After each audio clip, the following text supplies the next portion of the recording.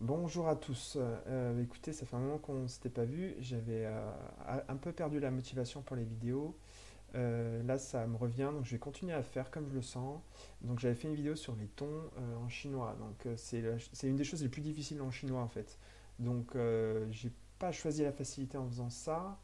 Mais si j'ai choisi ça, c'est parce que je pense qu'il faut vraiment dès le départ intégrer les tons à l'apprentissage du chinois si on veut pas avoir des mauvaises habitudes prises et qui deviennent après difficiles à corriger. Donc voilà, quand vous apprenez le chinois, n'oubliez pas qu'il y a ces tons qui vont vous poser problème, c'est normal. Mais il vaut mieux dès le départ voilà, s'y confronter. Je vais revenir sur des généralités, sur des choses de base sur le chinois. Déjà, je vais vous rassurer, si vous vous mettez à apprendre le chinois, il y a plein de choses qui seront beaucoup plus faciles que pour la plupart des langues. À savoir, je dirais au niveau de la grammaire. Il n'y a pas de conjugaison. Il n'y a pas de pluriel, singulier, masculin, féminin. Ça n'existe pas. Il n'y aura pas d'article. Il n'y aura pas de... Qu'est-ce qu'il y a Les temps, il n'y a pas de temps. Il n'y a pas de temps en chinois, vous vous rendez compte? Vous allez dire, mais comment on exprime le passé, le présent, le futur? Vous inquiétez pas, il y a ce qu'il faut. Mais c'est pas, il n'y a pas de conjugaison qui vont. Nous, en français, quand on dit je chante, c'est maintenant je chante. Je chantais, c'est par exemple hier je chantais, c'est une action passée. On n'a même pas besoin de dire hier, si je dis je chantais, on sait que c'est une action qui est passée. Donc ça, on le sait tout de suite avec la conjugaison du verbe en chinois, c'est pas, le verbe ne changera jamais lui-même. Après, on va rajouter des choses, on va rajouter un contexte. Typiquement, on va rajouter par exemple hier. En fait, si je traduis littéralement en une phrase chinoise qui va dire hier je chantais, et ben ça va être en chinois hier moi ou je chantais. Sachant qu'il n'y a pas de conjugaison, donc je pourrais garder à l'infinitif entre guillemets le verbe. D'accord. Donc, si vous connaissez en chinois comment dire je, comment dire chanter et comment dire hier ou demain, ben, vous pouvez déjà dire pas mal de phrases en fait, avec peu de mots. Vous pouvez dire hier je chantais, aujourd'hui je chante si vous connaissez aujourd'hui, et demain je chanterai. Alors qu'en français, vous allez devoir apprendre les conjugaisons, la conjugaison du présent de l'indicatif du verbe chanter. Donc vous voyez, il y a quelque chose qui est intéressant en chinois, c'est que en termes de grammaire pure, je dirais, enfin, en termes de conjugaison, etc., de règles complexes, d'accord ou pas, du participe passé, etc., tout ça, ça n'existe pas. Il n'y a pas de pluriel, il n'y a pas de singulier, etc.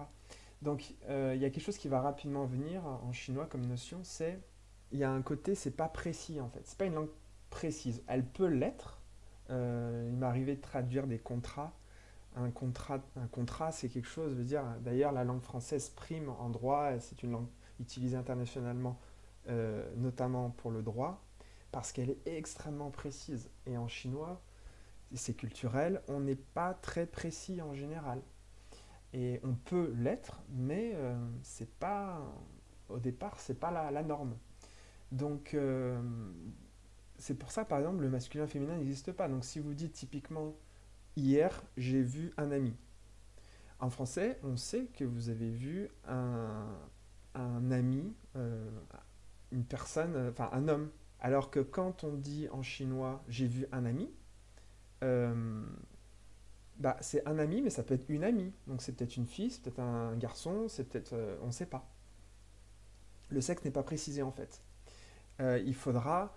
La personne va vous demander, si elle veut vraiment savoir, elle va devoir demander, mais c'est un garçon ou une fille? Il y a plein de choses comme ça qui sont très intéressantes parce qu'elles sont révélatrices de la culture chinoise. Donc il y a un côté, si vous voulez, en chinois, on cherche pas, c'est pas trop dans le détail en général, c'est plutôt dans la forme générale. Et même des fois, alors c'est quelque chose qu'on retrouve vraiment beaucoup en japonais, mais je trouve qu'en chinois, ça existe bien aussi, c'est-à-dire des fois il y a l'omission du sujet. On sait, le contexte fait qu'on comprend de qui on parle. Par exemple, si on parle de soi, si on parle de toi, de vous, la structure de base d'une phrase en chinois n'a pas nécessairement besoin de verbe aussi. On peut dire par exemple, Je répète, la structure de base d'une phrase française, une phrase correcte, c'est sujet, verbe, complément. Ou au moins sujet, verbe. Les oiseaux chantent. D'accord. Les fleurs sont belles. Bah, on est obligé d'utiliser l'auxiliaire être, sont, qui est un verbe aussi, un verbe auxiliaire. Donc, alors qu'en français, en chinois, si on dit les fleurs sont belles, on n'a pas de verbe. Il n'y a pas besoin d'utiliser de verbe. D'ailleurs, c'est un défaut, souvent, quand on débute en chinois, on veut mettre des verbes partout, on va mettre le verbe être partout. Le verbe être en chinois, c'est shi. Donc on va vouloir ajouter des shi partout. Et en fait, les Chinois, non, ils n'en ont pas besoin, la plupart du temps. Enfin, après, on pourra le mettre, ça pourra vouloir dire d'autres choses ou insister ou quoi, mais au départ, souvent, vous verrez, les Chinois parlent de manière assez épurée. En fait, en général, dans sa langue, on parle de manière épurée. On ne s'encombre pas de choses en trop, mais dans le chinois, c'est particulièrement vrai. C'est sujet plus prédicat. C'est-à-dire, typiquement, la phrase, on va dire une phrase de base en chinois, ça va être, euh, par exemple, quand je disais les fleurs sont belles, ça va être fleurs très belles en traduction littérale. D'accord. Ça, c'est une phrase de base. Et en fait, on pourra dire beaucoup de choses comme ça. Euh, Par exemple, si vous dites, on va voir la base de la base, comment on dit bonjour en chinois. Ni hao. Toi ou tu, en chinois, c'est ni. N-I. Ni. Donc c'est ni, c'est le troisième ton. Rappelez-vous. Ni. Ni. Le troisième ton. D'accord. Donc c'est un ton qui va dans les graves. Ni. Dès le départ, essayez de vous habituer à ça. Donc ni hao. Hao, ça veut dire bien ou bon. Donc bonjour en chinois, c'est toi bien ou toi bon. En fait, ça veut dire tu. Littéralement, on pourrait dire c'est tu es bien, tu es bon. Donc ça, c'est pour saluer quelqu'un, en général. Ni hao. C'est le premier mot qu'on apprend. Bah oui, quand on apprend une langue, on apprend à dire bonjour, évidemment. Donc c'est le mot que vous pouvez dire à tout le monde. Alors, si vous voulez être poli, il faut rajouter un petit N après le ni. Enfin, là, je le prononce à la française, ni, mais du coup, c'est ni. Et si vous voulez être poli, vous allez rajouter un N à la fin de la syllabe ni. Donc ça fait nin, sans les tons. Et avec les tons, ça va être un deuxième ton. Ça va être... Alors, je sais que là, je vous embrouille. C'est pas grave. Et suivez et réfléchissez pas. Nin, ça, c'est vous. Ni, ça, c'est tu. Donc, si vous voulez être poli, vous allez dire vous êtes bon. Vous bon. Vous allez dire nin hao. Hao, ça veut dire bon ou bien. C'est H-A-O. Hao. Et c'est le troisième ton aussi. Hao. Ni hao. Ça, c'est bonjour. Si vous voulez vous voyez, parce qu'il y a aussi la notion du vouvoiement, même si c'est pas très grave. En chinois, c'est pas comme en français.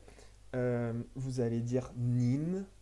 Vous entendez le N que je rajoute à la fin. Nin hao. Ça veut dire bonjour de manière polie. Nin hao. Et si vous voulez dire en général bonjour, ni hao. Voilà, ça c'est quand vous vous adressez à une personne. Ni hao, ni hao. Voilà. Donc n'ayez pas peur d'exagérer. Ni hao. Il ne faut pas dire ni hao. Ni hao. Voilà, ça c'est quand on débute ou quand on arrive avec ses gros sabots. Voilà, là le chinois il se dit oula, lui. Alors c'est pour ça, ça se discute, mais vous allez dire ni hao à un chinois, il va dire oh, vous parlez trop bien, tu parles trop bien chinois et tout. Alors il y en a qui vont dire oula, mais il se moque de moi, c'est de l'hypocrisie. Hein. J'ai dit bonjour, il dit que je parle bien chinois. Ouais, mais est-ce que vous l'avez dit correctement avec les tons? Parce que avec juste ni hao, un chinois il peut déterminer votre capacité à prononcer les tons. Et ils sont sensibles à ça. Croyez-moi. Donc si vous dites Nira, comme ça, plutôt naturellement, plutôt proche de leur façon de le dire, euh, comme ça se dit dans leurs règles phonétiques, Nira. Sans exagérer. Alors au début j'exagère Nira. On ne parle pas comme ça dans la vie, on ne dit pas bonjour. On dit bonjour, bonjour. Voilà, avec un petit peu d'émotion. Donc Nira, Nira. Voilà. Donc simplement essayez d'aller un peu dans les graves, ni hao. Voilà. Et entraînez-vous et vous verrez, selon la manière dont vous prononcez, vous allez vous rapprocher de la manière correcte de le dire et tout de suite, un Chinois, il le sent. Les tons, ça fait partie de sa langue. Et ah bah oui, lui, cet étranger, il m'a juste dit bonjour, mais il me l'a dit de manière euh, exacte. Donc, ouais, il a quand même compris, il a passé le temps, c'est bien. Il a déjà une base. Donc si on vous dit, ouah, vous dites bonjour et on vous dit, ouah, vous parlez très bien chinois, alors ça se peut qu'on vous fasse un compliment comme ça gratuit, parce que si vous dites sans les tons, ni hao, il va dire, lui, le chinois, il va se dire, ouais, bon, il connaît pas les tons, mais bon, au moins il sait dire bonjour quand même. Mais vous voyez ce que je veux dire? Il y a une graduation. Mais si en plus vous le dites avec les tons, ni hao, bon bah là il va se dire, ok, c'est bien, en plus il connaît les tons. Donc s'il vous fait un compliment, bah, c'est pas forcément que pour vous faire plaisir, c'est peut-être aussi parce que vraiment vous prononcez bien. Allez, je vous dis à la prochaine pour un autre cours de chinois. 再见, au revoir.